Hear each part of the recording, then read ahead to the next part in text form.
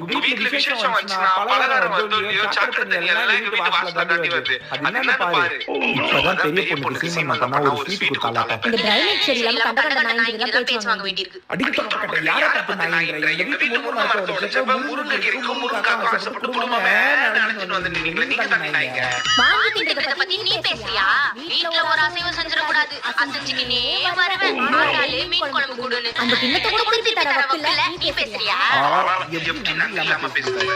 ஏண்டி உனக்கு உடம்பு முடியாம இருந்தப்போ பொண்ணுக்கும் புருஷனுக்கும் நான் ஆக்கி போட்டேன். அந்த நன்றி உனக்காச்சு இருக்காங்க, உன் பொண்ணுக்காச்சு இருக்காது. ஐயா ஆண்டி என்ன எதுக்கு பண்ண வந்தீங்க? அவதான் உங்களுக்கு நான் சும்மா தான் இருக்கேன். டாக்டர் ஒருத்தி பெரிய பழக்கம் உள்ள இருக்கலாம். பெரிய வாயில உள்ளது ஏத்துவே மாட்டேங்க. ஏய் அவனா ஒழுங்கா ராணிக்கு அந்த வீட்ல பால் காரணம் கொஞ்சம் பேசிட்டு இருக்காங்க. நீ எதுக்கு அழுகுற?